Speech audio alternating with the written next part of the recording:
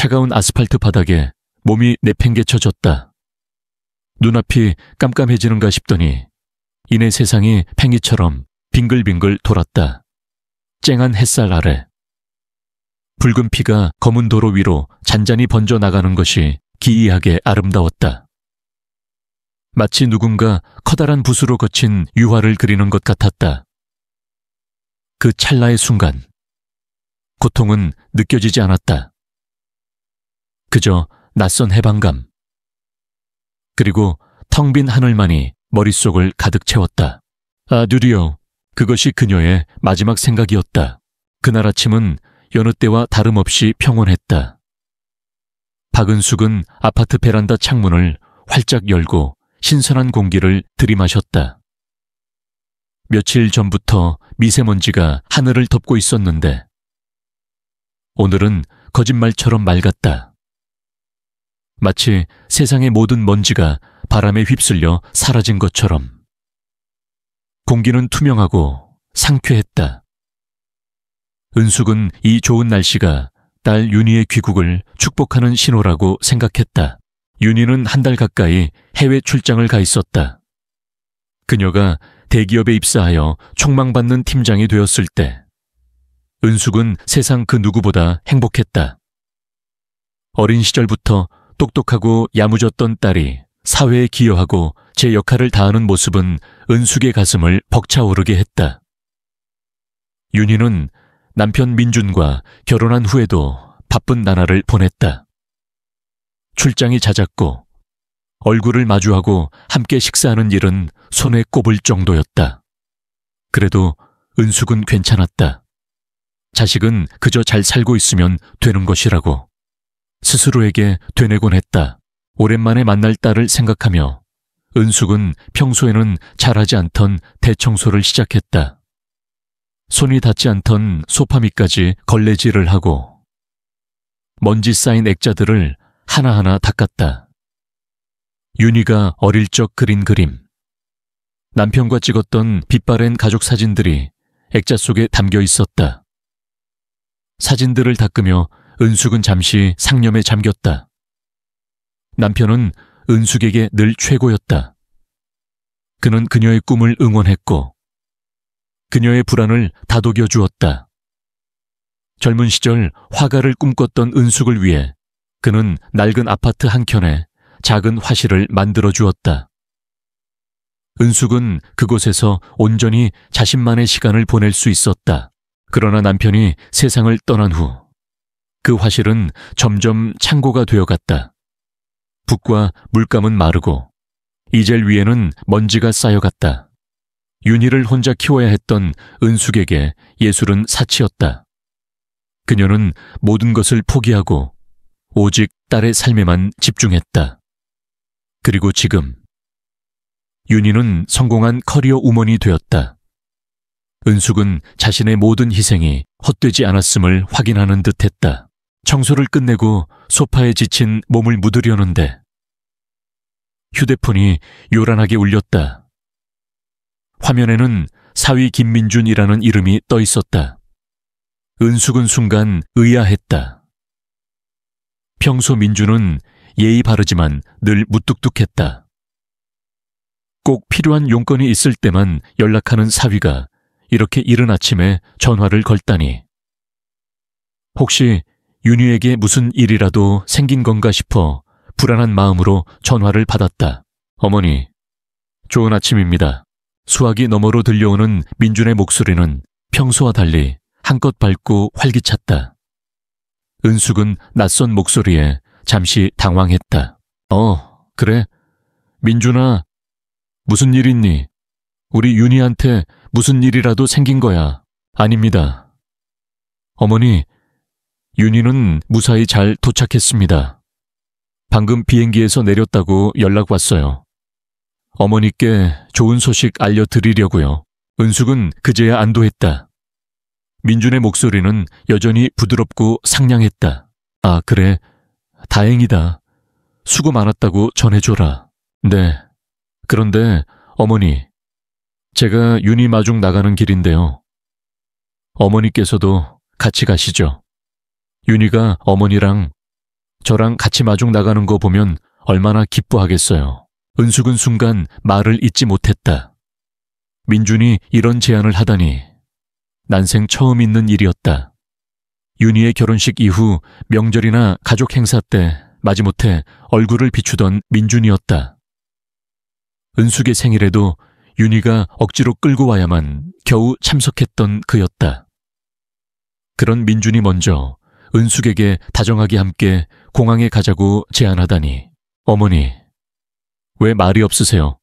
싫으세요? 윤희가 어머니를 얼마나 보고 싶어 하는지 아시면서 아니야. 싫은 게 아니고 그냥 네가 이런 제안을 하니 좀 얼떨떨해서. 민준은 웃음기 섞인 목소리로 말했다. 하하하. 어머니, 저도 이제 철들 때가 됐죠. 얼른 준비하세요. 제가 지금 바로 모시러 가겠습니다. 은숙은 얼떨결에 그래 라고 대답하고 전화를 끊었다. 휴대폰을 내려놓고도 한동안 멍하니 있었다. 정말 민준이가 변한 걸까? 은숙은 생각했다. 아니면 무슨 다른 속셈이라도 있는 걸까? 왠지 모를 불안감이 가슴 한켠을 짓눌렀다. 하지만 윤희가 기뻐할 모습을 생각하니 은숙은 이내 불안감을 떨쳐냈다. 그래, 좋은 게 좋은 거지. 사위가 장모에게 잘하겠다는데 굳이 의심할 필요 있나? 옷장 문을 열자 윤희가 오래전 사준 예쁜 블라우스와 바지가 보였다. 은숙은 그 옷을 꺼내 입고 거울 앞에 섰다. 낯선 모습이었다. 평생을 남을 위해 살았고 오직 윤희를 위해 자신을 희생하며 살아왔던 그녀였다. 이제 와서 자신의 행복을 위해 무언가를 해본 적이 없는 그녀였다. 거울 속의 자신은 어색하고 낯설어 보였지만 왠지 모를 기대감에 가슴이 설렜다. 잠시 후 초인종이 울렸다. 문을 열자 환하게 웃고 있는 민준이 서 있었다. 늘 입던 캐주얼한 옷이 아닌 완벽하게 재단된 감색 정장 차림이었다. 단정하게 빗어 넘긴 머리와 광택이 나는 구두까지 마치 중요한 사업 미팅이라도 가는 사람처럼 보였다. 어머니, 준비 다 되셨어요. 오늘 정말 멋지십니다. 민준은 능숙하게 은숙을 칭찬하며 작은 쇼핑백 하나를 건넸다. 은숙은 어리둥절한 표정으로 쇼핑백을 열었다.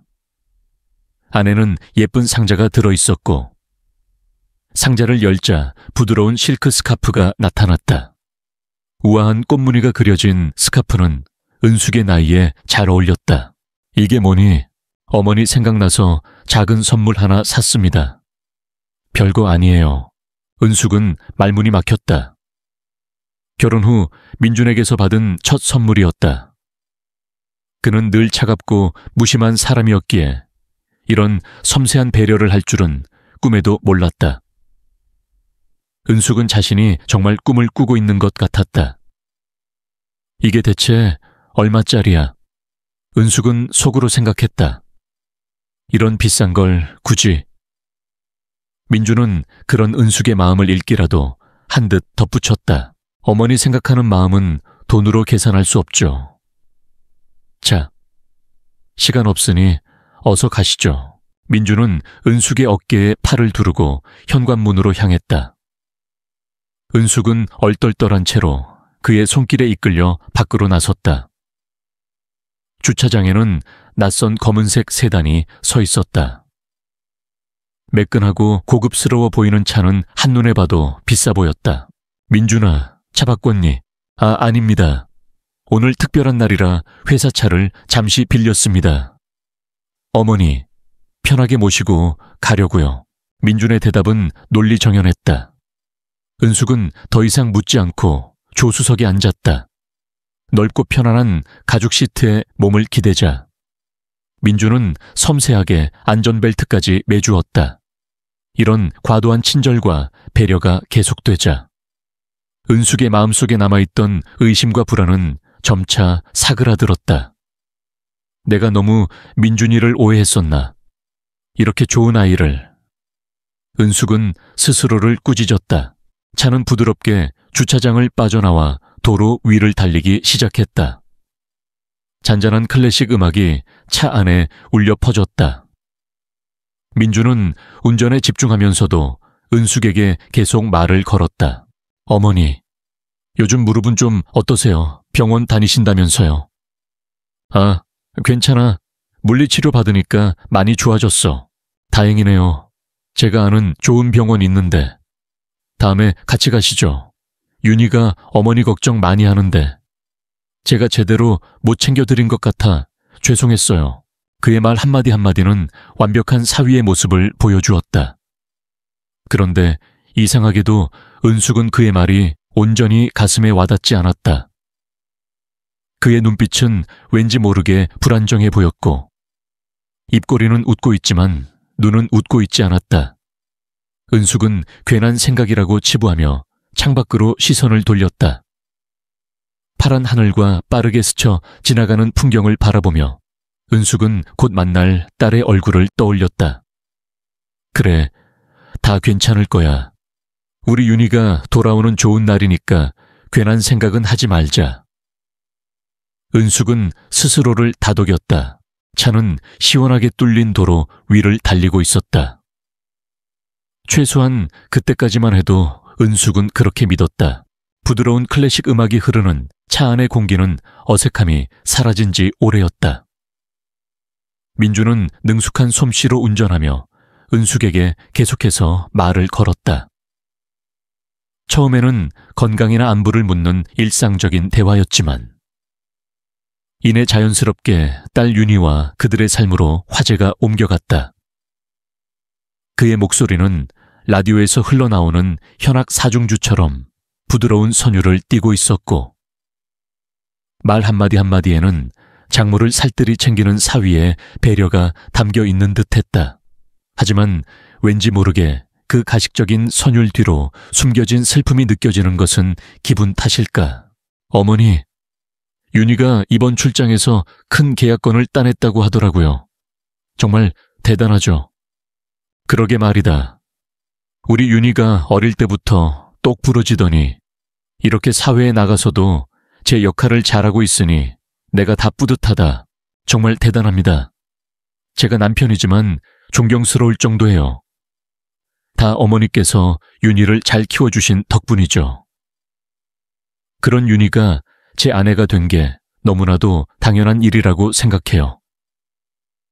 어릴 때부터 윤희는 한번 마음먹은 일은 끝까지 해내는 아이였으니까요.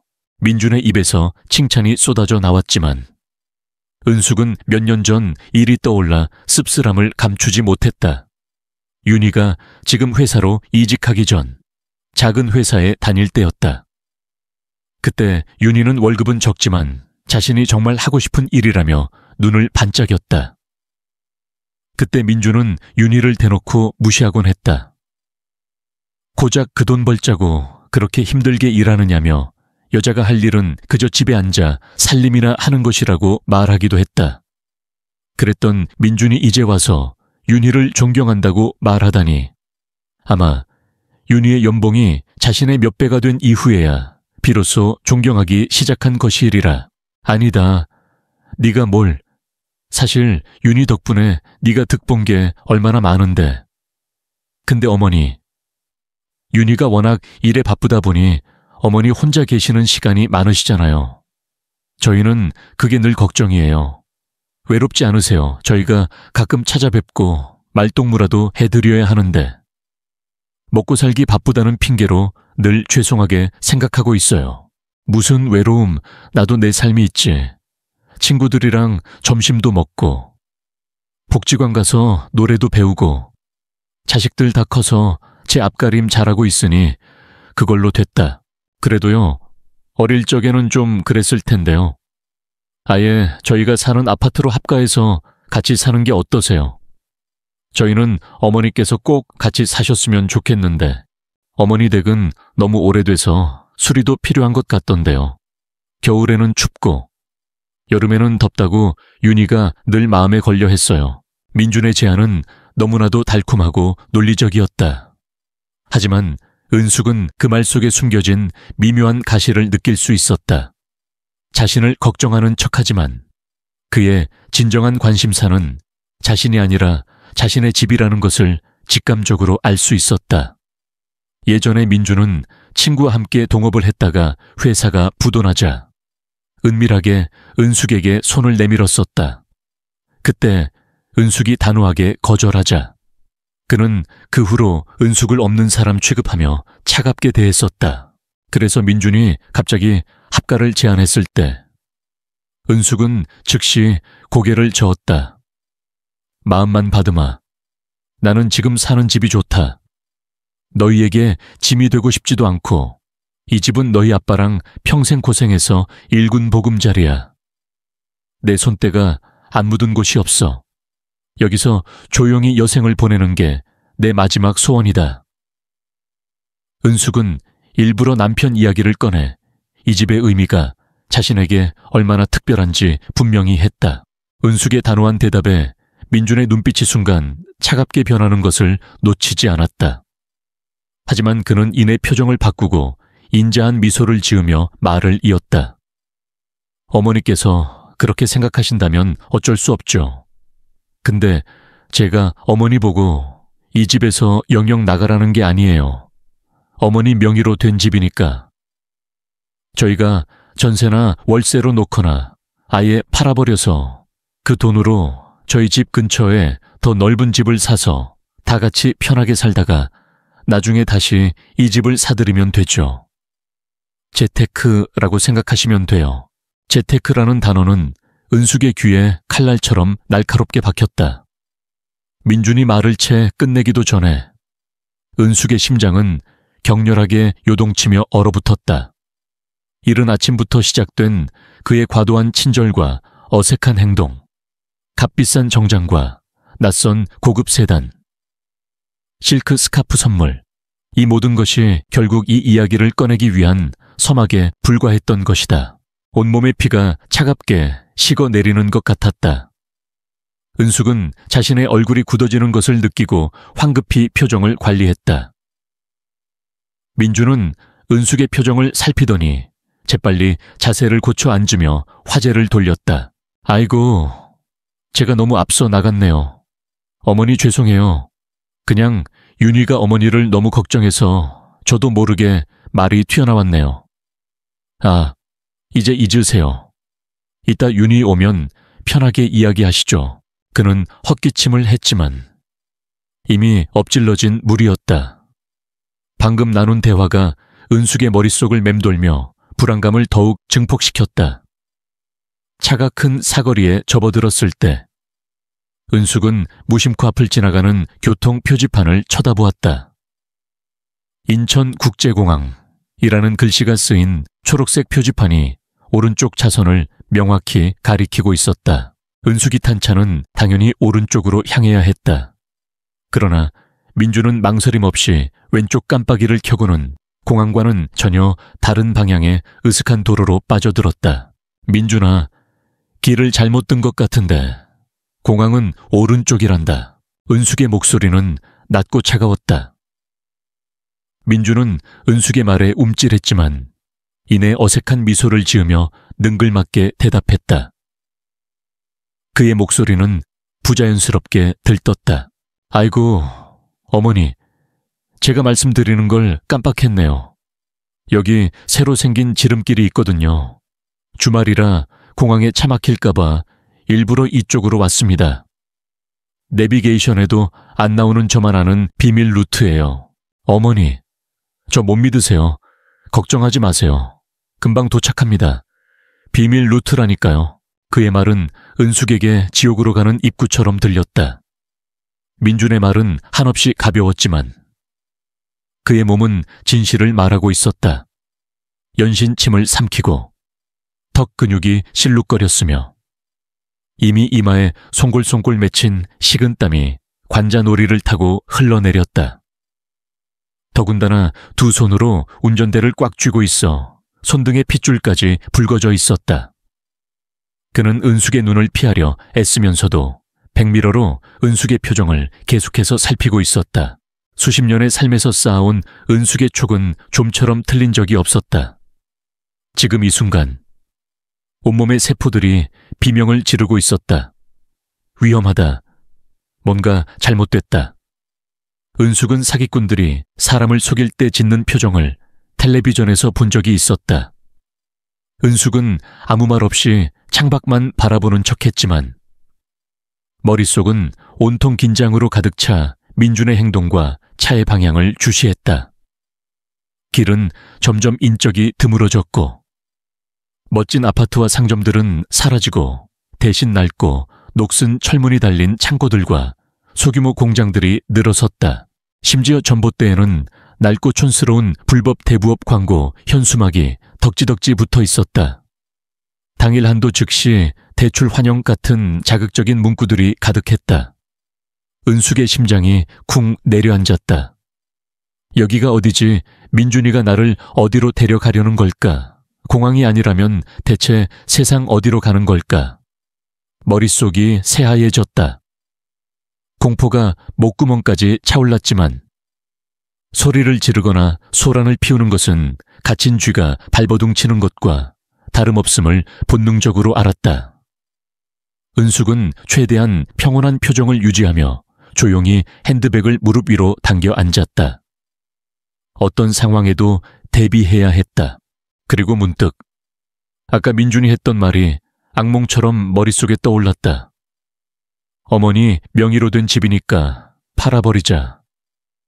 아무리 돈에 눈이 먼 사위라고 해도 하나뿐인 장모에게 그토록 잔인한 짓을 저지를 리 없다고 생각했다.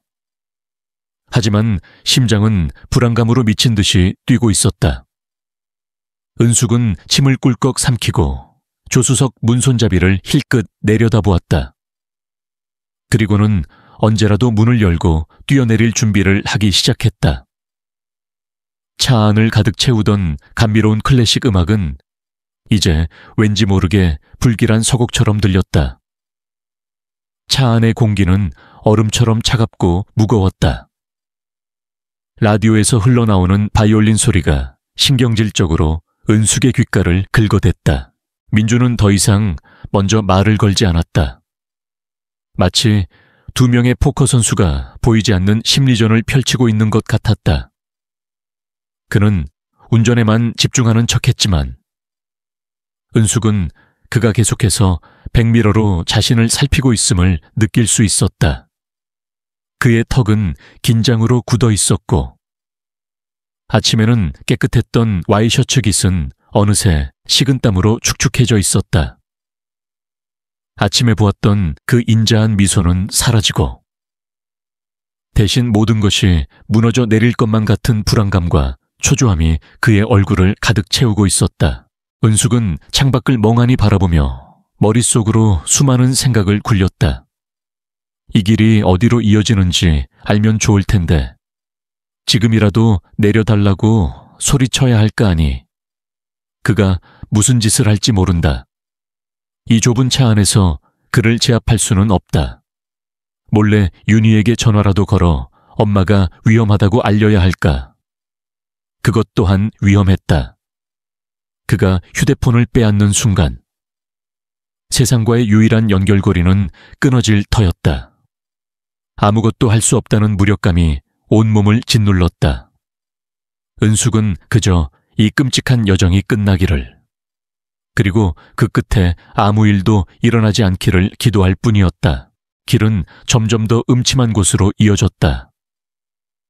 녹슨 철문이 굳게 닫힌 폐공장들, 사람 키만 한 잡초가 무성한 공터들, 가끔씩 들려오는 낡은 기계 돌아가는 소리와 매캐한 공장 매연 외에는 아무것도 보이지 않았다. 서울 외곽에 버려진 풍경은 마치 다른 나라에 와 있는 것 같았다. 민주는 대시보드 위 휴대폰 화면, 아마도 내비게이션일 텐데 그 화면을 힐끗 보더니 입술을 깨물었다. 마치 목적지에 거의 다 왔다는 듯 그의 눈빛이 섬광처럼 빛났다. 어머니, 다 왔어요. 조금만 더 가면 됩니다. 정말 근사한 곳에서 맛있는 식사를 대접해 드릴게요. 민준의 목소리는 모래가 섞인 듯 탁하게 갈라져 있었다. 풍경이 근사한 곳이라니 은숙은 실소를 금할 수 없었다. 이런 공장지대에 무슨 전망 좋은 레스토랑이 있다는 말인가? 은숙은 대답하지 않았다. 대신 핸드백을 더 세게 움켜쥐고 휴대폰이 그 안에 있는지 확인하기 위해 더듬거렸다. 바로 그때였다. 은숙의 심장이 굳어지는 찰나의 순간. 가방 속에서 구원의 신호처럼 요란한 벨소리가 울렸다. 그 날카로운 소리는 정적을 가르고 민준과 은숙을 동시에 움찔하게 만들었다. 은숙은 본능적으로 손을 뻗어 핸드백을 열고 휴대폰을 꺼냈다. 떨리는 손가락이 미끄러져 전화를 놓칠 뻔했다. 액정 화면에는 한 여사 라는 세 글자가 선명하게 떠 있었다. 그 이름을 본 민준의 얼굴은 종이장처럼 구겨졌다. 핏기 하나 없이 새하얗게 변한 그는 이성을 잃고 소리쳤다. 받지 마세요, 어머니. 받지 마세요. 왜 전화를 안 받으시는 거예요? 민준은 한 손으로 운전대를 꽉 쥔 채 다른 손을 뻗어 은숙의 휴대폰을 낚아채려 했다. 그의 행동은 은숙의 마지막 희망까지 산산조각냈다. 만약 그에게 한 줌의 양심이라도 남아있었다면 어머니의 전화에 저렇게 격렬하게 반응할 리 없었다. 모든 것이 명백해졌다. 뭔가 아주 끔찍하고 되돌릴 수 없는 일이 벌어지고 있었다. 민준아, 대체 무슨 짓을 벌인 거니? 은숙은 그의 손을 뿌리치며 소리쳤다. 좁은 차 안에서 격렬한 몸싸움이 벌어졌다. 민준은 휴대폰을 빼앗으려 했고 은숙은 마지막 생명줄일지도 모르는 휴대폰을 사수하기 위해 필사적으로 버텼다. 끼익! 차가 위태롭게 중앙선을 넘나들었지만 그는 아랑곳하지 않고 맹수처럼 달려들었다. 그의 눈은 초점을 잃었고 오직 모든 것이 무너져 내리는 것을 본 사람의 공포와 희망만이 가득했다. 제발요. 어머니, 제가 다 설명해 드릴게요. 이건 오해예요. 제발요. 그의 목소리는 절박했지만 은숙은 더 이상 그를 믿을 수 없었다. 그녀는 온 힘을 다해 그의 팔꿈치를 자신의 핸드백 모서리로 내리찍었다. 민준이 잠시 주춤하는 사이 은숙은 떨리는 엄지손가락으로 통화 버튼을 힘껏 눌렀다. 여보세요? 은숙이 다급하게 외치자마자 수화기 너머로 무언가 폭발하는 듯한 소리가 들렸다. 그것은 한 여사의 목소리였다. 그러나 은숙이 알던 차분하고 부드러운 목소리가 아니었다. 세상의 모든 공포와 절망을 담고 있는 곧 쓰러질 듯한 절규였다. 수화기 너머로 한 여사의 목소리가 끊임없이 울려 퍼졌다. 그녀의 목소리는 너무나도 절박해서 알아듣기 힘들 정도였다. 여보세요, 여보세요, 아이고. 이 녀석아, 제발. 목소리는 이내 흐느낌으로 변했다. 은숙은 자신의 귀를 의심했다. 방금 전까지만 해도 단아하고 침착했던 한 여사의 목소리가 이토록 처절한 절규로 변할 수 있다니. 대체 무슨 일이 벌어진 것일까? 네, 들려요. 저 여기 있어요. 왜 이러세요? 어머니, 제발요. 제발 그 차에서 당장 내리세요. 아무것도 묻지 말고. 그냥 당장 뛰어내려요. 어디든지 괜찮으니까 제발 내 말 좀 들어요. 은숙의 목소리는 떨렸다. 그녀는 민준을 쳐다보았다. 민준의 얼굴은 핏기 하나 없이 새하얗게 질려 있었다. 그는 은숙의 휴대폰을 낚아채려다 실패하자 거친 숨을 몰아쉬며 운전대를 꽉 쥐었다. 민준의 눈은 공포와 절망으로 가득 차 있었다. 민준아, 대체 무슨 짓을 벌인 거니? 차 세워, 당장 세워. 은숙은 소리쳤지만 민준은 그녀의 말을 무시한 채 가속 페달을 밟았다. 차는 굉음을 내며 질주했다. 민준의 입에서는 알 수 없는 욕설과 중얼거림이 쏟아져 나왔다. 망했어. 다 망했어. 이제 끝났어. 하하. 한 여사의 목소리는 계속해서 이어졌다.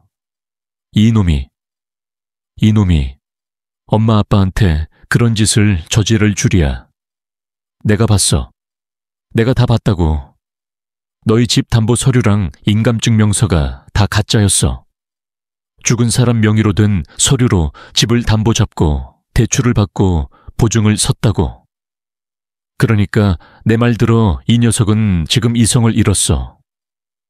그 채 계속 있으면 너희 인생은 다 끝장이야. 당장 거기서 내리라고. 한 여사의 말이 끝나자 은숙은 퍼즐 조각이 맞춰지듯 모든 상황을 이해하게 되었다. 아침부터 시작된 민준의 과도한 친절, 값비싼 선물과 고급스러운 차, 그리고 공항이 아닌 낯선 곳으로 향하는 비밀 루트까지. 이 모든 것이 은숙을 파멸로 이끌기 위한 거대한 사기극이었다. 배신감에 앞서 차가운 공포가 은숙의 온몸을 덮쳤다.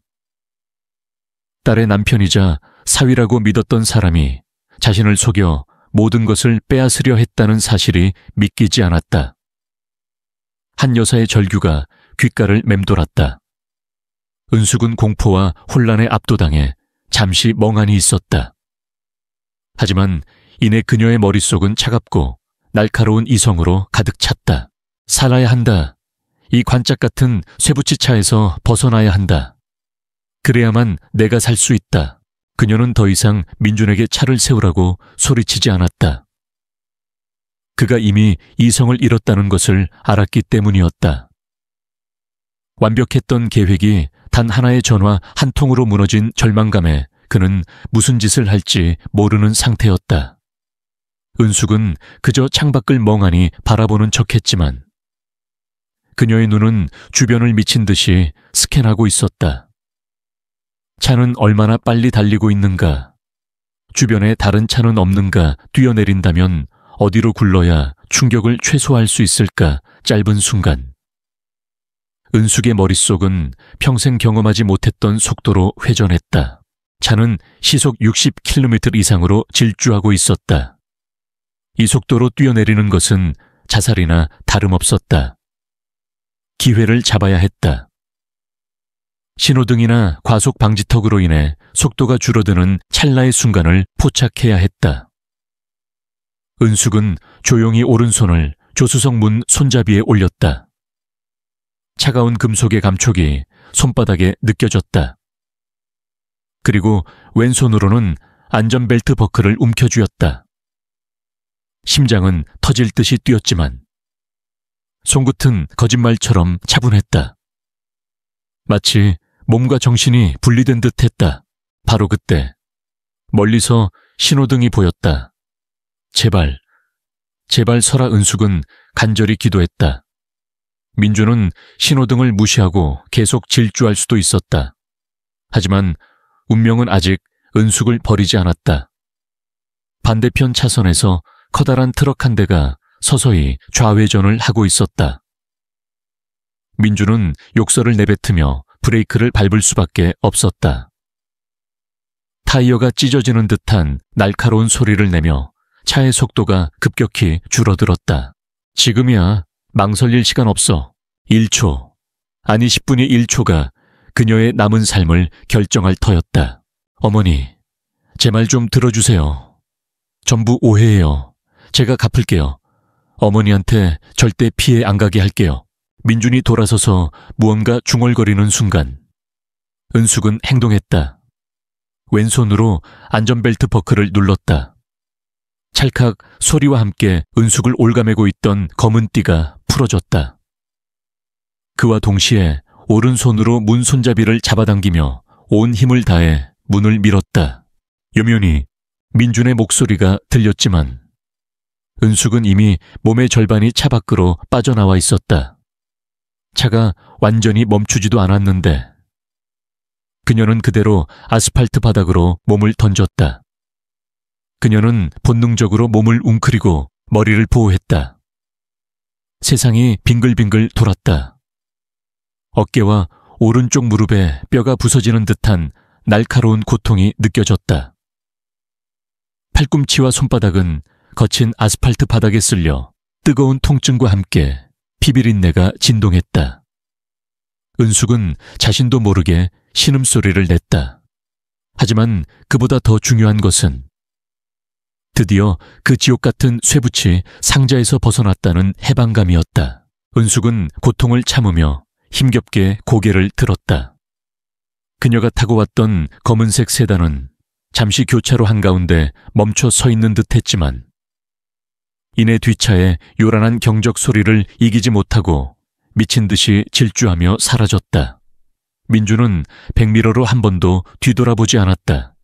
그의 차가 멀어지는 것을 보며 은숙은 남은 마지막 정마저도 모두 잃어버렸다는 것을 깨달았다. 아이고, 저기 사람이 쓰러졌어요. 차에서 떨어진 건가? 괜찮으세요? 정신 차리세요. 구급차 불렀어요. 119에 신고했어요. 주변에 있던 사람들이 은숙을 발견하고 달려왔다.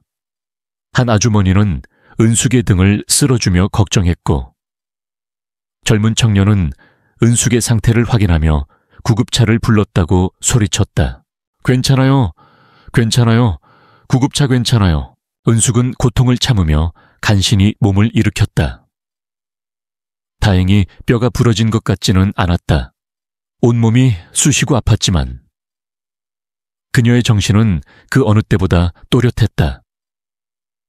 비틀거리며 인도 쪽으로 걸어간 은숙은 바닥에 떨어진 핸드백을 집어들었다. 그녀는 떨리는 손으로 휴대폰을 꺼냈다. 다행히 액정은 깨지지 않았고 통화는 이미 끊겨 있었다. 하지만 괜찮았다. 이제 그녀는 무엇을 해야 할지 알고 있었다. 통화 목록에서 한 여사의 전화번호를 찾아 다시 걸었다. 2번의 신호음이 가기도 전에 수화기 너머로 한 여사의 목소리가 들려왔다. 여보세요, 어머니. 괜찮으세요, 제발. 제발 살아계신다고 말해주세요. 목소리는 공포와 죄책감으로 갈라져 있었다. 은숙은 그 목소리를 듣고서야 비로소 자신이 살아있다는 것을, 지옥 같은 차에서 탈출했다는 것을 깨달았다. 다리가 풀려 비틀거렸지만 근처 건물 벽에 기대 겨우 몸을 지탱했다. 네, 어머니, 저 살아있어요. 괜찮아요. 목소리는 쉰 것처럼 갈라지고 힘이 없었다. 한 여사는 그제야 통곡하기 시작했다. 아이고, 하느님 감사합니다. 너무 죄송합니다. 사돈, 그녀는 그렇게 한참을 울었다.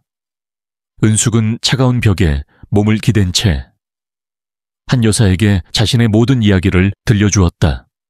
그리고 그 순간 은숙은 자신의 삶이 완전히 새로운 국면에 접어들었음을 직감적으로 깨달았다. 수화기 너머로 한 여사의 목소리는 처절했다. 마치 목구멍에 커다란 가시가 걸린 것처럼 쉰 목소리로 말을 이어갔다. 은숙은 차가운 벽에 몸을 기댄 채 한 여사의 이야기에 온 신경을 집중했다.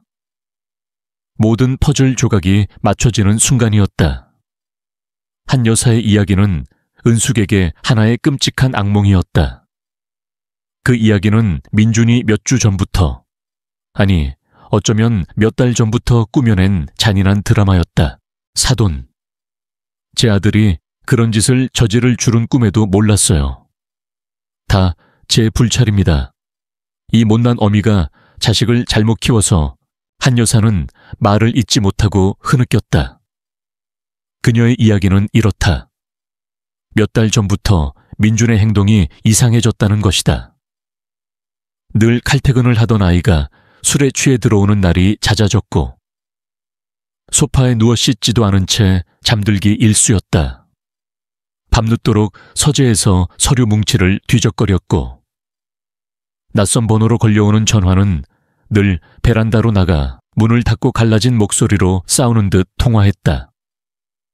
처음에는 새로 시작한 사업 때문에 스트레스가 심한가 보다. 대수롭지 않게 생각했었다. 제가 영양제라도 챙겨주려고 하면 버럭 화를 내며 제발 좀 내버려 두라고 소리를 질렀어요. 그 녀석이 절 밀쳐내는 바람에 넘어져서 다치기까지 했어요.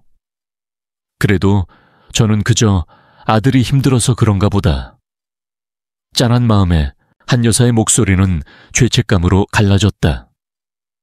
며칠 전부터는 험악한 인상의 남자들이 민준을 찾아오기 시작했다. 문신이 드러나 보이는 그들은 평범한 사람들이 아니었다. 대문 앞에서 김민준, 돈 갚아라고 소리치며 행패를 부리기도 했다. 그럴 때마다 민준은 뒷문으로 도망치거나 어디서 구했는지 모를 푼돈을 건네며 그들을 달래 돌려보냈다. 한 여사는 매일 가슴이 타들어가는 것 같았다고 했다. 어미의 직감으로 뭔가 크고 되돌릴 수 없는 일이 벌어지고 있음을 느꼈다고. 그리고 오늘 아침이었다. 민준이 장모인 은숙을 모시러 나가는 모습을 보며 한 여사는 왠지 모르게 불길한 예감이 들었다. 평소에 은숙을 거들떠보지도 않던 아들이 갑자기 정장까지 차려입고 모시러 간다는 게 너무 수상했던 것이다. 민준이 집을 나서자마자 한 여사는 조심스럽게 민준의 서재로 들어갔다. 처음에는 그냥 책상만 둘러보았다. 그런데 책상 아래 잠겨있는 서랍이 눈에 들어왔다.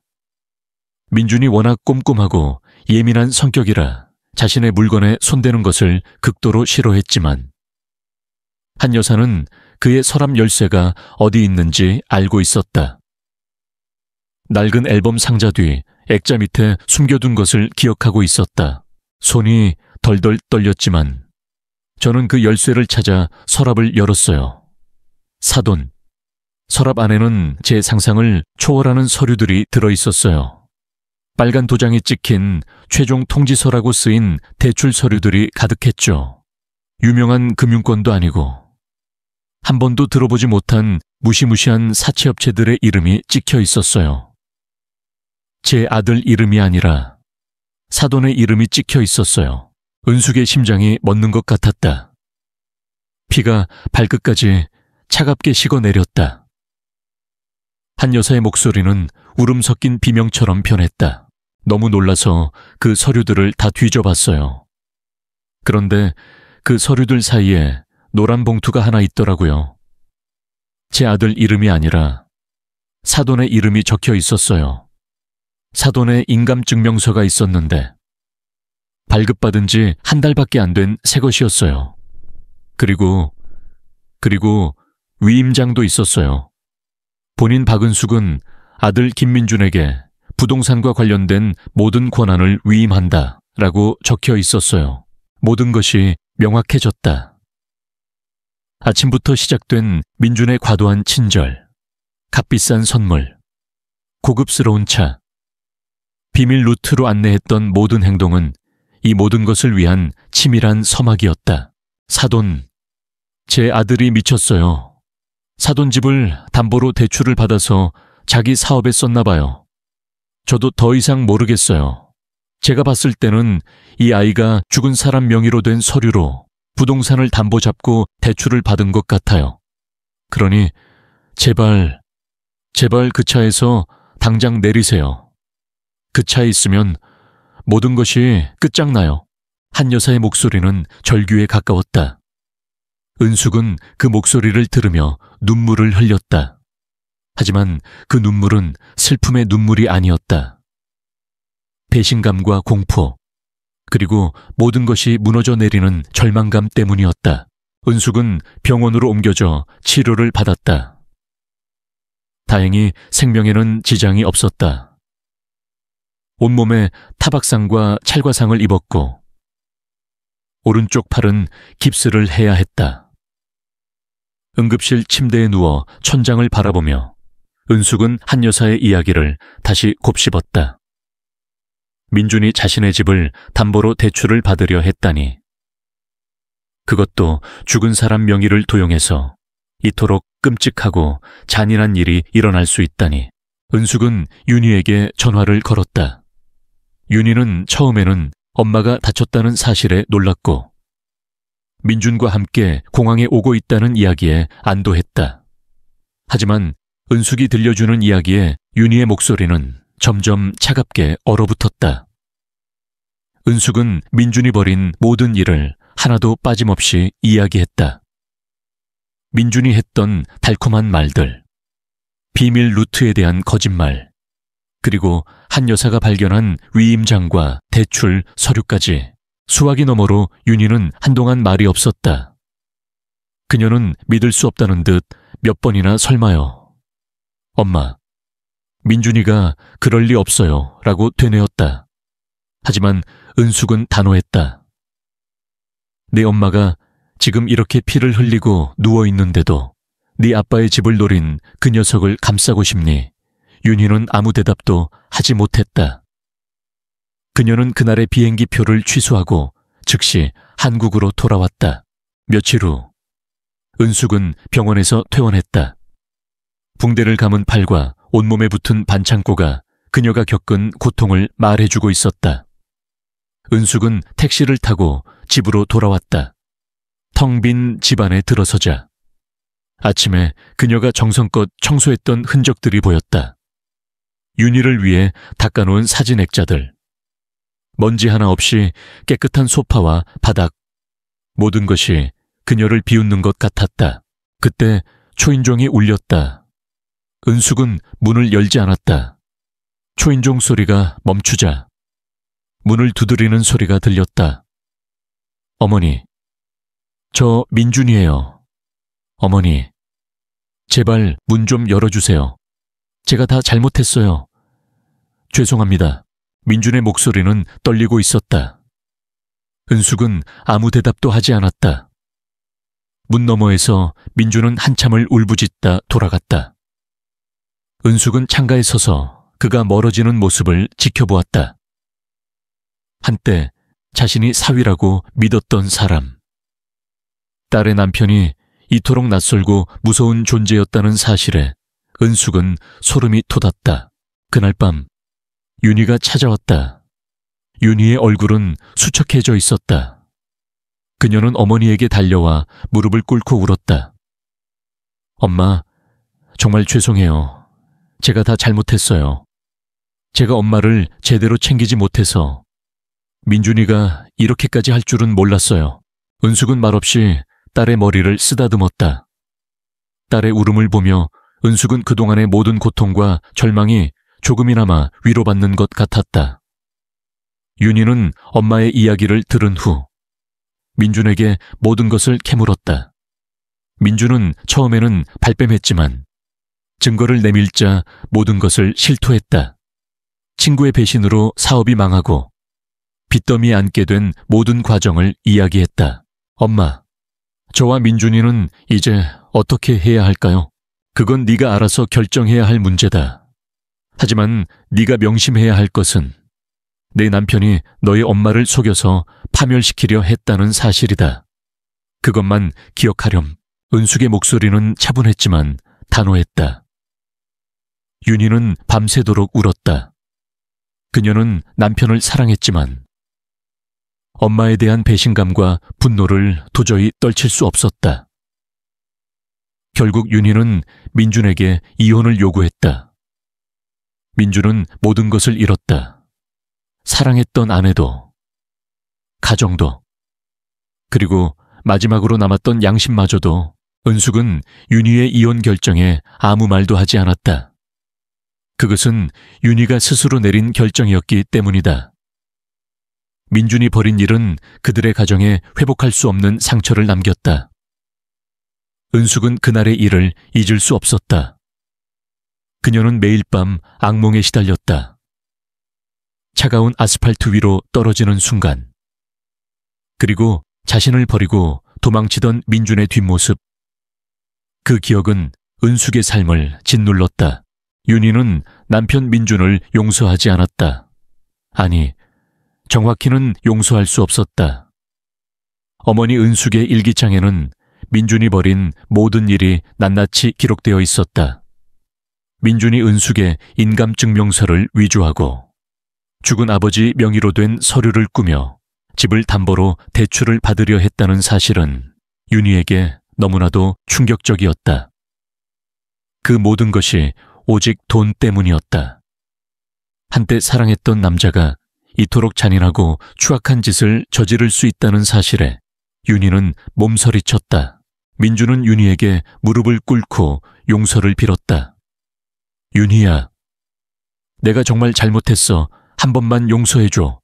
다시는 이런 일 없을 거야. 그의 눈에는 눈물이 가득했다. 하지만 윤희의 마음은 이미 차갑게 식어 있었다.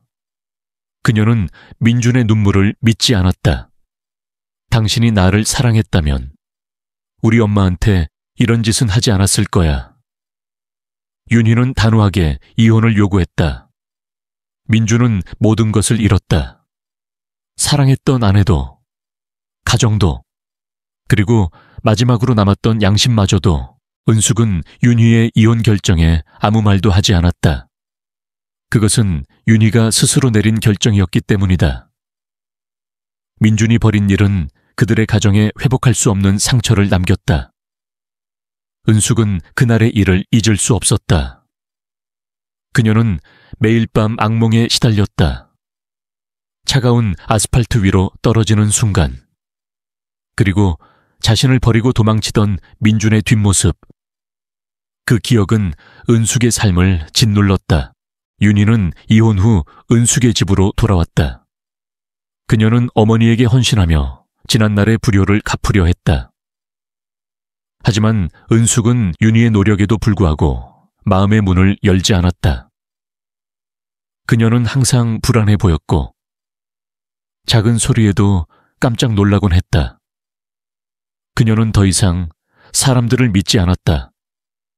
심지어 딸 윤희마저도 온전히 믿지 못하는 듯했다. 윤희는 그런 어머니를 보며 가슴 아파했다. 그녀는 어머니를 행복하게 해주기 위해 모든 것을 시도했다. 함께 여행을 가고, 맛있는 음식을 만들어주고, 따뜻한 포옹을 건넸다. 하지만 은숙의 마음은 여전히 굳게 닫혀 있었다. 그녀는 마치 세상과 단절된 것처럼 혼자만의 벽을 쌓고 살았다. 그러던 어느 날이었다. 윤희는 어머니가 아끼던 낡은 앨범을 발견했다. 앨범 속에는 젊은 시절의 은숙과 남편이 함께 찍은 사진들이 들어있었다. 사진 속의 은숙은 활짝 웃고 있었다. 그녀의 눈은 꿈으로 반짝이고 있었다. 앨범의 마지막 장에는 은숙이 젊은 시절에 그렸던 그림들이 끼워져 있었다. 그림들은 모두 자연을 담고 있었다.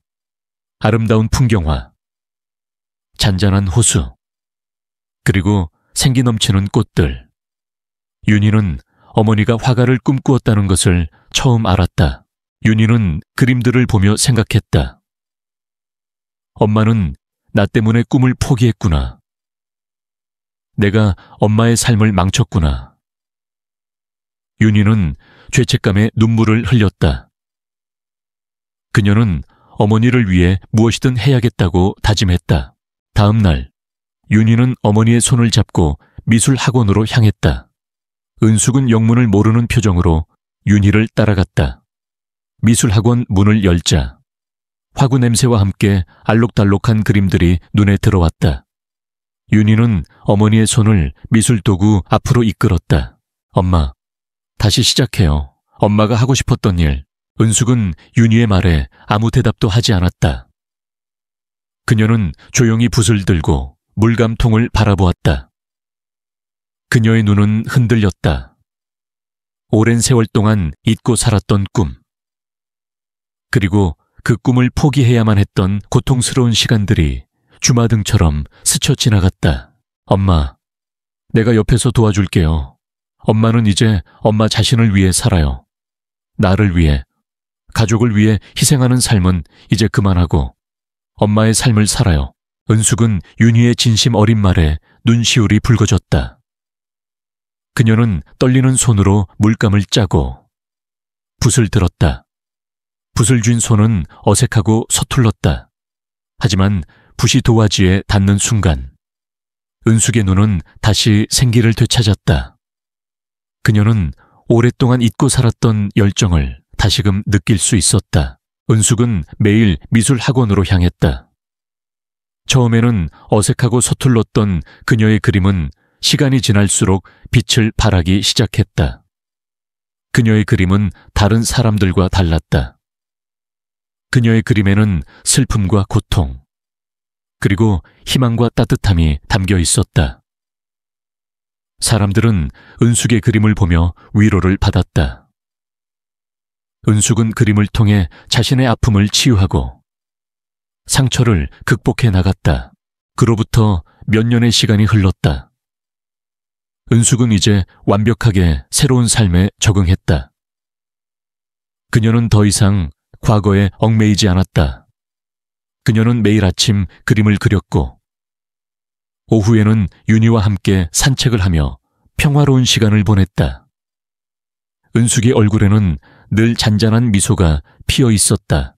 그러던 어느 날 은숙은 한 통의 편지를 받았다. 편지는 민준이 보낸 것이었다. 은숙은 떨리는 손으로 편지를 열었다. 편지에는 민준이 지난 몇 년간 겪었던 고통과 후회, 그리고 진심 어린 사과가 담겨 있었다. 그는 은숙에게 용서를 구하지 않았다. 그저 자신의 죄를 뉘우치고 새로운 삶을 시작하겠다는 다짐을 전할 뿐이었다. 은숙은 편지를 조용히 접어두었다. 그녀는 민준을 용서하지 않았다. 하지만 더 이상 그를 미워하지도 않았다. 그녀는 이제 자신을 위해 살고 있었다. 그녀는 민준이 남긴 상처를 극복하고 자신의 삶을 아름답게 가꾸어 나갔다. 윤희는 어머니의 변화를 보며 기뻐했다.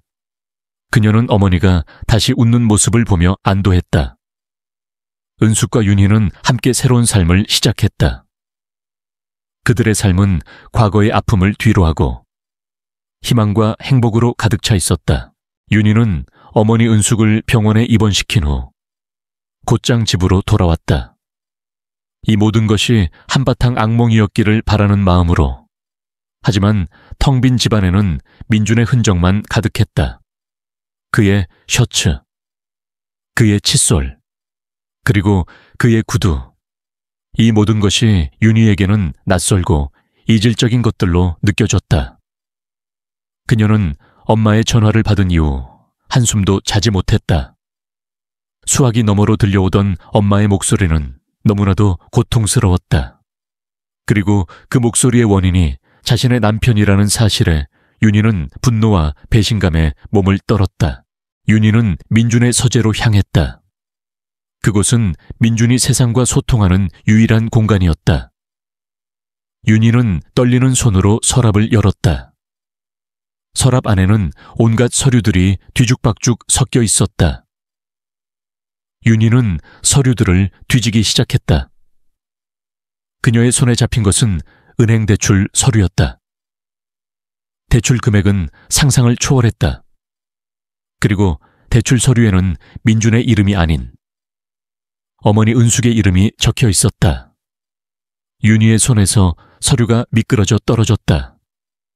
심장이 쿵 하고 내려앉는 것 같았다. 그리고 그 서류들 사이에서 윤희는 낡은 일기장을 발견했다. 일기장은 어머니 은숙의 것이었다. 첫 페이지에는 삐뚤빼뚤한 글씨로 이런 문장이 쓰여 있었다. 오늘은 내가 박은숙으로 다시 태어난 날. 윤희는 떨리는 손으로 일기장을 펼쳤다. 일기장에는 어머니가 젊은 시절 화가를 꿈꾸었던 이야기, 그리고 그 꿈을 포기하고 자신을 키웠던 이야기, 그리고 민준과의 갈등이 낱낱이 기록되어 있었다. 민준이는 나를 ATM 기계로만 생각한다. 내가 살아있는 동안 내 삶을 상속받으려고 한다. 윤희는 그 문장을 읽는 순간 숨이 막히는 듯했다. 자신이 민준과 함께 어머니에게 얼마나 잔인한 행동을 했는지 비로소 깨달았다. 어머니가 혼자서 얼마나 외로운 밤을 보냈는지, 얼마나 많은 눈물을 흘렸는지 상세하게 기록되어 있었다. 윤희는 일기장을 읽으며 통곡했다.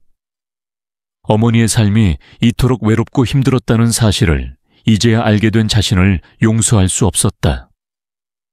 그녀는 그동안 자신이 얼마나 어리석고 불효자였는지 깨달았다. 그녀는 민준에게 마지막으로 사랑한다는 말 한마디를 전하지 못했다는 사실에 매일 밤 눈물을 흘렸다. 며칠 후 은숙은 병원에서 퇴원했다. 붕대를 감은 팔과 온몸에 붙은 반창고가 그녀가 겪은 고통을 말해주고 있었다. 윤희는 어머니를 집으로 모시고 왔다. 어머니를 침대에 눕히고 따뜻한 죽을 끓여 먹였다. 은숙은 윤희의 정성스러운 보살핌에도 불구하고 아무 말도 하지 않았다. 그녀의 눈은 공허했고 표정은 굳어 있었다. 그날 밤이었다. 은숙은 잠을 이루지 못하고 거실로 나왔다. 창밖은 고요했고 밤 공기는 차가웠다. 은숙은 창가에 서서 멀리 보이는 가로등을 바라보았다. 그때 초인종이 울렸다. 은숙은 문을 열지 않았다. 초인종 소리가 멈추자 문을 두드리는 소리가 들렸다. 어머니, 저 민준이에요. 어머니, 제발 문 좀 열어주세요. 제가 다 잘못했어요. 죄송합니다. 민준의 목소리는 떨리고 있었다. 은숙은 아무 대답도 하지 않았다. 문 너머에서 민준은 한참을 울부짖다 돌아갔다. 은숙은 창가에 서서 그가 멀어지는 모습을 지켜보았다. 한때 자신이 사위라고 믿었던 사람. 딸의 남편이 이토록 낯설고 무서운 존재였다는 사실에 은숙은 소름이 돋았다. 그때 윤희가 거실로 나왔다. 그녀는 어머니의 뒤에 서서 말없이 어머니를 안았다. 엄마, 미안해요. 제가 너무 늦게 알았어요. 윤희는 울음을 터뜨렸다. 은숙은 말없이 딸의 머리를 쓰다듬었다. 딸의 울음을 보며 은숙은 그동안의 모든 고통과 절망이 조금이나마 위로받는 것 같았다. 다음 날 아침, 윤희는 어머니의 손을 잡고 민준을 만났다. 민준은 윤희를 보자마자 무릎을 꿇고 울었다. 윤희야, 제발 한 번만 용서해줘. 내가 정말 잘못했어. 윤희는 민준의 눈물을 믿지 않았다. 당신이 나를 사랑했다면 우리 엄마한테 이런 짓은 하지 않았을 거야. 윤희는 민준에게 이혼을 요구했다. 민준은 모든 것을 잃었다. 사랑했던 아내도, 가정도, 그리고 마지막으로 남았던 양심마저도. 민준은 윤희의 이혼 결정에 아무런 저항도 하지 않았다. 그는 모든 것을 포기했다. 그가 한때 꿈꾸었던 화려한 삶은 한순간에 무너져 내렸다. 민준은 자신이 사랑했던 모든 것을 잃었다. 그는 빚더미에 앉았고 친구들에게도 버림받았다. 민준은 홀로 남겨졌다. 그는 매일 밤 술에 취해 길거리를 헤매다 잠들곤 했다. 어느 날이었다. 민준은 술에 취해 쓰러져 있는 자신을 발견한 한 노인에게 이끌려 어느 시설로 가게 되었다. 그곳은 갈 곳 없는 사람들에게 잠자리와 따뜻한 밥 한 끼를 제공하는 곳이었다. 민준은 그곳에서 자신과 비슷한 처지에 놓인 사람들을 만났다. 그들은 모두 한때는 잘 나갔던 사람들이었지만 지금은 모든 것을 잃고 방황하는 사람들이었다. 민준은 그들과 함께 생활하며 자신의 삶을 되돌아보았다. 그곳에서 민준은 한 노인을 만났다. 노인은 한때 잘 나가는 사업가였지만 사업 실패 후 모든 것을 잃고 가족에게 버림받은 사람이었다. 노인은 민준에게 자신의 이야기를 들려주었다. 노인의 이야기는 민준의 이야기와 너무나도 닮아 있었다. 노인은 민준에게 말했다. 젊은이, 인생은 돈이 전부가 아니야. 돈은 있다가도 없고 없다가도 있는 거지. 중요한 것은 사람이야. 사람을 잃으면 모든 것을 잃는 거야. 민준은 노인의 말에 눈물을 흘렸다.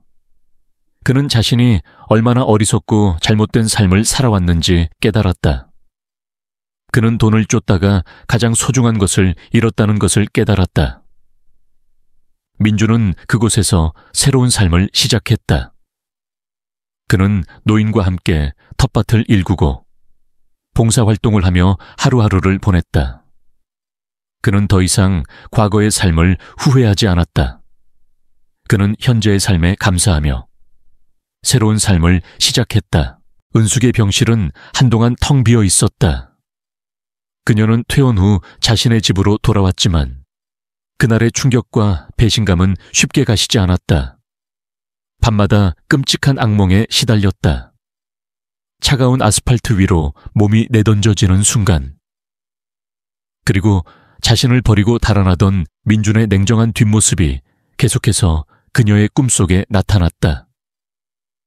그녀는 더 이상 사람을 믿을 수 없었다. 심지어 자신을 헌신적으로 보살피는 딸, 윤희마저도 낯설고 불안하게 느껴질 때가 있었다. 은숙은 그날 이후로 세상과 자신 사이에 두꺼운 벽을 쌓았다. 윤희는 그런 어머니를 보며 가슴이 찢어지는 듯했다. 그녀는 어머니를 행복하게 해주고 싶었다. 과거의 불효를 갚고 싶었다.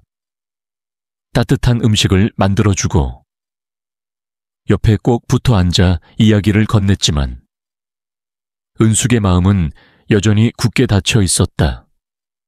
어머니의 눈은 늘 공허했고 얼굴에는 미동도 없었다. 마치 살아있지만 영혼은 없는 사람처럼 보였다. 윤희는 그런 어머니를 보며 민준에 대한 분노가 더욱 커져갔다. 그날 오후 민준이 병원을 찾아왔다는 연락을 받았다. 윤희는 어머니에게 알리지 않고 민준을 만났다. 병원 앞 카페에서 만난 민준은 초췌해 보였다. 며칠 만에 수척해진 그의 얼굴을 보자 윤희의 마음은 흔들렸다. 한때 사랑했던 사람이었기에. 하지만 그가 어머니에게 했던 끔찍한 짓을 생각하면 용서할 수 없었다. 윤희야. 민준이 겨우 입을 열었다. 어머니는 괜찮으셔. 윤희는 그의 말에 아무 대답도 하지 않았다. 그저 차가운 눈빛으로 그를 바라볼 뿐이었다. 민준은 윤희의 눈빛을 피하며 고개를 숙였다. 내가 정말 잘못했어. 한 번만 용서해줘. 어머니께는 내가 다 말씀드리고 용서를 빌게. 무슨 용서, 당신이 저지른 짓을 어떻게 용서할 수 있겠어. 당신이 나를 사랑했다면 우리 엄마한테 이런 짓은 하지 않았을 거야. 윤희의 목소리는 떨렸지만 단호했다. 우리 헤어져. 민준은 윤희의 말에 충격을 받은 듯 고개를 들었다. 윤희야, 제발. 나는 너 없으면 안 돼. 당신은 나 없이도 잘 살았잖아. 내가 없을 때 우리 엄마한테 그런 짓을 저지를 수 있었던 것처럼 당신은 이제 나한테 아무것도 아니야. 당신은 그냥 쓰레기야. 윤희는 카페를 나왔다. 민준은 그녀의 뒤를 따라와 그녀의 팔을 붙잡았다. 윤희야, 제발 내가 다 설명할게. 이건 다 오해라고. 오해가 아니라 현실이야. 당신이 우리 엄마한테 끔찍한 짓을 저지르려고 했던 현실. 우리 엄마가 피를 흘리며 쓰러졌던 현실. 더 이상 나한테 변명하지 마. 윤희는 민준의 손을 뿌리치고 택시에 올라탔다. 민준은 택시를 뒤쫓아왔지만 윤희는 뒤도 돌아보지 않았다. 그녀는 이제 더 이상 민준을 사랑하지 않았다. 그에 대한 모든 감정은 증오와 분노로 변해 있었다. 며칠 후 은숙은 병원에서 퇴원했다. 붕대를 감은 팔과 온몸에 붙은 반창고가 그녀가 겪은 고통을 말해주고 있었다. 은숙은 택시를 타고 집으로 돌아왔다. 텅 빈 집안에 들어서자 아침에 그녀가 정성껏 청소했던 흔적들이 보였다. 윤희를 위해 닦아놓은 사진 액자들, 먼지 하나 없이 깨끗한 소파와 바닥, 모든 것이 그녀를 비웃는 것 같았다. 그때 초인종이 울렸다. 은숙은 문을 열지 않았다. 초인종 소리가 멈추자 문을 두드리는 소리가 들렸다. 어머니, 저 민준이에요. 어머니, 제발 문 좀 열어주세요. 제가 다 잘못했어요. 죄송합니다. 민준의 목소리는 떨리고 있었다. 은숙은 아무 대답도 하지 않았다. 문 너머에서 민준은 한참을 울부짖다 돌아갔다. 은숙은 창가에 서서 그가 멀어지는 모습을 지켜보았다. 한때 자신이 사위라고 믿었던 사람. 딸의 남편이 이토록 낯설고 무서운 존재였다는 사실에 은숙은 소름이 돋았다. 그날 밤 윤희가 찾아왔다. 윤희의 얼굴은 수척해져 있었다. 그녀는 어머니에게 달려와 무릎을 꿇고 울었다. 엄마, 정말 죄송해요. 제가 다 잘못했어요. 제가 엄마를 제대로 챙기지 못해서 민준이가 이렇게까지 할 줄은 몰랐어요. 은숙은 말없이 딸의 머리를 쓰다듬었다. 딸의 울음을 보며 은숙은 그동안의 모든 고통과 절망이 조금이나마 위로받는 것 같았다.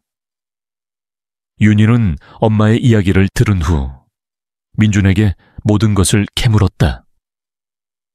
민준은 처음에는 발뺌했지만 증거를 내밀자 모든 것을 실토했다. 친구의 배신으로 사업이 망하고 빚더미에 앉게 된 모든 과정을 이야기했다. 엄마, 저와 민준이는 이제 어떻게 해야 할까요? 그건 네가 알아서 결정해야 할 문제다. 하지만 네가 명심해야 할 것은 네 남편이 너희 엄마를 속여서 파멸시키려 했다는 사실이다. 그것만 기억하렴. 은숙의 목소리는 차분했지만 단호했다. 윤희는 밤새도록 울었다.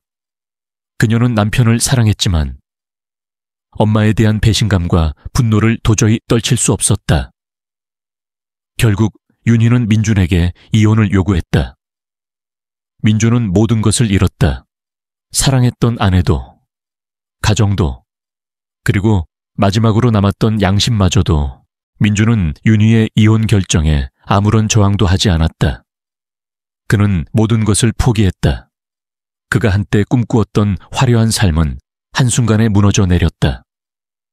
민준은 자신이 사랑했던 모든 것을 잃었다. 그는 빚더미에 앉았고 친구들에게도 버림받았다. 민준은 홀로 남겨졌다. 그는 매일 밤 술에 취해 길거리를 헤매다 잠들곤 했다. 그의 텅 빈 눈동자는 갈 곳 없는 영혼의 슬픔을 담고 있었다. 은숙은 윤희와 함께 다시 평화로운 일상으로 돌아왔다. 하지만 그녀의 마음은 여전히 불안하고 공허했다. 그녀는 더 이상 사람을 믿을 수 없었다. 친구들의 전화도 받지 않았고 외출도 거의 하지 않았다. 윤희는 그런 어머니를 보며 가슴이 찢어지는 듯했다. 그녀는 어머니를 행복하게 해주기 위해 모든 것을 시도했다. 함께 여행을 가고 맛있는 음식을 만들어주고 따뜻한 포옹을 건넸다. 하지만 은숙의 마음은 여전히 굳게 닫혀 있었다. 그녀는 마치 세상과 단절된 것처럼 혼자만의 벽을 쌓고 살았다. 그러던 어느 날이었다. 윤희는 어머니가 아끼던 낡은 앨범을 발견했다. 앨범 속에는 젊은 시절에 은숙과 남편이 함께 찍은 사진들이 들어 있었다. 사진 속의 은숙은 활짝 웃고 있었다. 그녀의 눈은 꿈으로 반짝이고 있었다. 앨범의 마지막 장에는 은숙이 젊은 시절에 그렸던 그림들이 끼워져 있었다. 그림들은 모두 자연을 담고 있었다. 아름다운 풍경화, 잔잔한 호수, 그리고 생기 넘치는 꽃들. 윤희는 어머니가 화가를 꿈꾸었다는 것을 처음 알았다. 윤희는 그림들을 보며 생각했다. 엄마는 나 때문에 꿈을 포기했구나. 내가 엄마의 삶을 망쳤구나. 윤희는 죄책감에 눈물을 흘렸다. 그녀는 어머니를 위해 무엇이든 해야겠다고 다짐했다. 윤희는 밤새도록 인터넷을 뒤져 미술학원을 찾았다. 그리고 다음 날 어머니의 손을 잡고 미술학원으로 향했다. 은숙은 영문을 모르는 표정으로 윤희를 따라갔다. 미술학원 문을 열자 화구 냄새와 함께 알록달록한 그림들이 눈에 들어왔다. 윤희는 어머니의 손을 미술도구 앞으로 이끌었다. 엄마, 다시 시작해요. 엄마가 하고 싶었던 일. 은숙은 윤희의 말에 아무 대답도 하지 않았다. 그녀는 조용히 붓을 들고 물감통을 바라보았다. 그녀의 눈은 흔들렸다. 오랜 세월 동안 잊고 살았던 꿈. 그리고 그 꿈을 포기해야만 했던 고통스러운 시간들이 주마등처럼 스쳐 지나갔다. 엄마, 내가 옆에서 도와줄게요. 엄마는 이제 엄마 자신을 위해 살아요. 나를 위해, 가족을 위해 희생하는 삶은 이제 그만하고 엄마의 삶을 살아요. 은숙은 윤희의 진심 어린 말에 눈시울이 붉어졌다. 그녀는 떨리는 손으로 물감을 짜고 붓을 들었다. 붓을 쥔 손은 어색하고 서툴렀다. 하지만 붓이 도화지에 닿는 순간 은숙의 눈은 다시 생기를 되찾았다. 그녀는 오랫동안 잊고 살았던 열정을 다시금 느낄 수 있었다. 은숙은 매일 미술학원으로 향했다. 처음에는 어색하고 서툴렀던 그녀의 그림은 시간이 지날수록 빛을 발하기 시작했다. 그녀의 그림은 다른 사람들과 달랐다. 그녀의 그림에는 슬픔과 고통, 그리고 희망과 따뜻함이 담겨 있었다. 사람들은 은숙의 그림을 보며 위로를 받았다. 은숙은 그림을 통해 자신의 아픔을 치유하고 상처를 극복해 나갔다. 그녀는 이제 더 이상 민준에 대한 분노에 갇혀 있지 않았다. 그녀는 자신의 삶을 되찾았다. 은숙은 그림을 그리는 동안 잊고 지냈던 자신의 존재를 조금씩 찾아가고 있었다. 붓을 들고 도화지 앞에 앉으면 세상의 모든 소음이 사라지고 오직 그녀와 물감, 그리고 캔버스만이 남았다. 처음에는 손이 굳고 생각처럼 그림이 그려지지 않아 답답했지만 시간이 흐르면서 점차 손끝의 감각이 살아났다.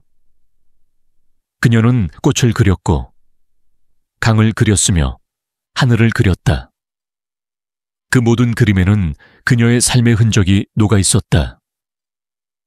밝은 색채 뒤에는 과거의 슬픔이 숨어 있었고 거친 붓터치 속에는 고통을 이겨낸 강인함이 담겨 있었다. 미술학원에서 그녀는 새로운 사람들을 만났다. 은퇴 후 삶의 의미를 찾으러 온 노부부, 육아에 지쳐 잠시 쉬러 온 젊은 엄마, 그리고 은숙처럼 아픔을 가진 사람들.